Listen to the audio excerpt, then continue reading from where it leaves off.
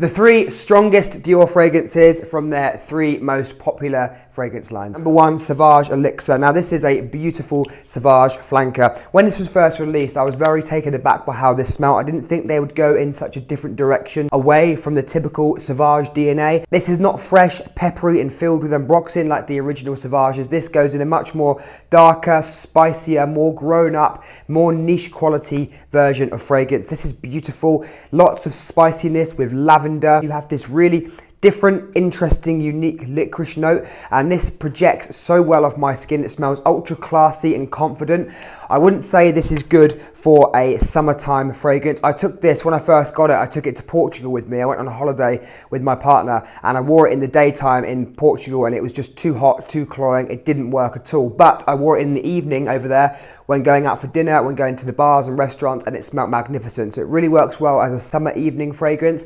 But for me, it's a classy fragrance, one you want to wear when you're going out, not an everyday fragrance, one you reserve for special occasions. Now this is strong, it does get attention, and I think, and in my opinion, it does turn heads when you wear it. People are interested to know what fragrance this is, and if you told them that you're wearing Dior Sauvage, they probably wouldn't believe you because it's not the same experience they've had with Dior Sauvage in the past. SAUVAGE Elixir is a brilliant fragrance, great performance, quality ingredients, and fantastic longevity. Up next, Dior Homme Parfum. This is spoken about as one of the best designer fragrances ever released, and I understand that, I respect it, and also I have the same opinions. This is an unbelievable designer fragrance. It doesn't even smell like a designer fragrance particularly. This is something that you'd find from a niche luxury perfume brand. The quality is unmatched in here. It's such a special blend of light notes crossed with dark notes. There's a contrast here. So it opens up with iris, which is so famous from the Dior Homme line. You have a beautiful juicy orange. As it dries down, you get the darker, more mysterious notes. You get the oud, you get leather, you get rose. The oud is not strong at all, but it does give a backbone to the fragrance. But for me, I smell more of a leathery rose than oud, but this is a fantastic fragrance. You know, with SAUVAGE Elixir, I said you should wear it to special occasions. That's just my opinion. I mean, this you have to wear to special occasions. I can't imagine this ever being worn in a casual environment because this just smells so special, elegant and classy. I wouldn't feel comfortable wearing it day to day, and I think it's not a fragrance that's designed or made to be worn every day. Dior Homme Parfum can be quite difficult to get hold of. It's not one you're going to find in your local fragrance store.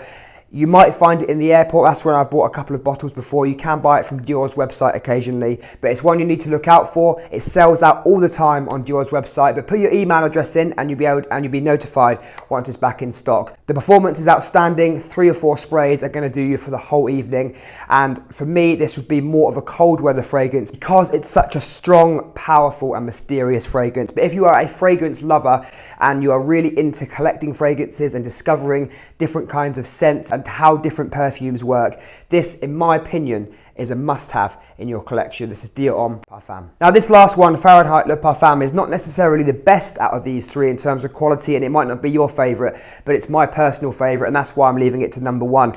This is the best designer fragrance that I have in my collection, or in terms of the most enjoyable. I absolutely love Fahrenheit Le Parfum. It might be because I have some nostalgic memories with this fragrance. This is the first fragrance that I purchased that was a good designer fragrance. I perhaps had Paco Rabanne 1 Million. I had a couple of other cheaper designer fragrances. This is the first one I bought when it was a really decent upmarket designer fragrance, and I fell in love with it immediately. The first time I wore this, I went to see my friend and he smelt me from across the room and was asking me what fragrance I'm wearing because he said it smelled amazing and he could smell it in his whole apartment. So the projection on here is brilliant. It really projects off your skin. It fills the room around you and it just smells so high quality. Now this is not like the original Fahrenheit particularly. It's similar to the difference between SAUVAGE Elixir and the original SAUVAGEs. So this original Fahrenheit is the old school masculine gasoline smell mixed with a lot of fresh bright notes and green notes. The original Fahrenheit could be one that you wear in the daytime as your everyday scent if you really like that scent profile, and Fahrenheit Le Parfum could be your evening fragrance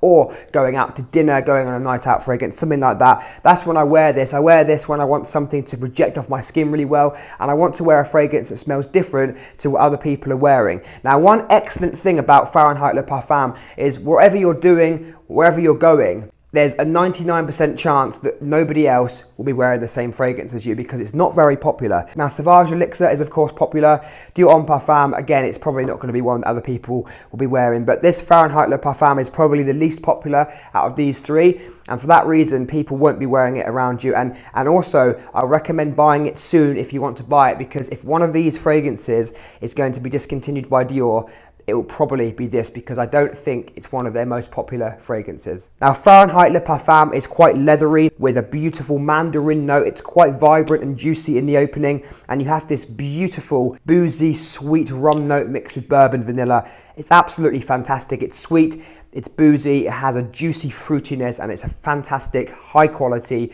high performing fragrance. So these three are the strongest and best quality fragrances from Dior's most popular fragrance line. Let me know your favorite.